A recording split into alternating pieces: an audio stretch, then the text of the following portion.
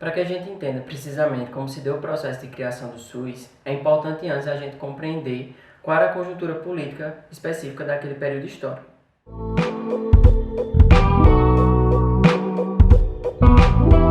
Nesse sentido, mais ou menos por volta de 1970, quando começava a tomar corpo o movimento sanitário, que foi um dos principais responsáveis pela criação do SUS, existia por parte da classe dominante o interesse de fazer com que essa passagem do período de ditadura empresarial militar para o período democrático se desse de uma forma lenta, gradual e segura, a fim de manter o poder na mão daqueles que já tinham o poder. Paralelo a isso, então, já começava algum certo tipo de organização social, de movimentação social, para questionar algumas coisas em relação à saúde daquele período. Então, aquela medicina centrada na doença, ou seja, na saúde como sendo a ausência da doença, já começava a ser questionada. Já começava a existir uma certa pressão por parte da sociedade em relação ao governo sobre a realização das conferências de saúde e também a criação de núcleos de estudo em saúde pública dentro das universidades federais. Dessa forma, com a iminência do fim do regime e com a convocação da Assembleia Constituinte, os sanitaristas começaram a fazer uma movimentação no sentido de ocupar o aparelho do Estado, ou seja, de uma forma de institucionalização de tudo aquilo que vinha sendo discutido e proposto para a saúde do país. Tanto é que era declarado a intenção de angariar, de aumentar o máximo de apoio político possível ao redor daquela pauta setorial em relação à saúde, independente de qual partido político, qual filiação, quais interesses de fato aquele grupo tivesse ou não apoiando. Isso mais na frente, na 8ª Conferência Nacional de Saúde, essa reunião maior desses grupos foi a responsável, portanto, de definir que existiria uma reforma sanitária no país e que a partir dali seria incorporado o Sistema Único de Saúde no texto da Constituição de 88. Concluída a conferência, foi encaminhado que seria criado uma Comissão Nacional da Reforma Sanitária, o que a princípio tinha sido pensado como uma atuação mais executiva, ou seja, que iria implementar aquela reforma sanitária. Na prática,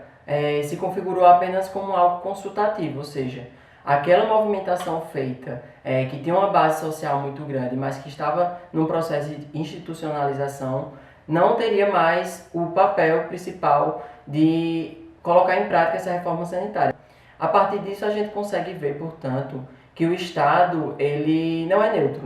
que existem forças, classes dominantes que estão à frente dele e que em alguns momentos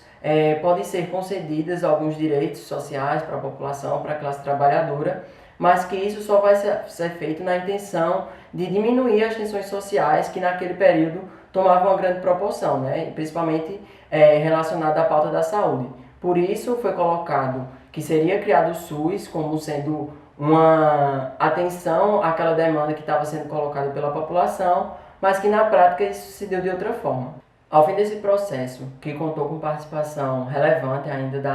das camadas populares, conquistou-se o Sistema Único de Saúde na Constituição de 88, como sendo um dever do Estado e direito de todos, mas, no entanto, foi aprovado de uma maneira complementar a participação do setor privado nesse sistema. Então, nas palavras de algumas pessoas que participaram da 8ª Conferência Nacional de Saúde, tinha sido realmente uma vitória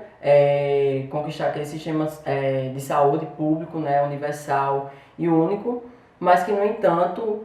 o setor médico, empresarial, industrial ainda tinha comemorado também esse processo. Então, existia aí uma incoerência, uma incompatibilidade. A partir disso, a gente pode colocar como sendo o paradoxo da reforma sanitária que aconteceu sob condições adversas, e que teve conquistas parciais,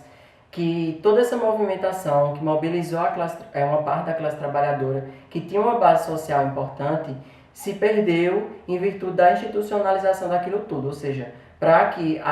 o movimento, a reforma, se tornasse algo institucional, ele passou a funcionar como sendo uma política pública e perdeu toda a capacidade, a potencialidade de ruptura daquela correlação de forças, que era o que de fato mantinha e mantém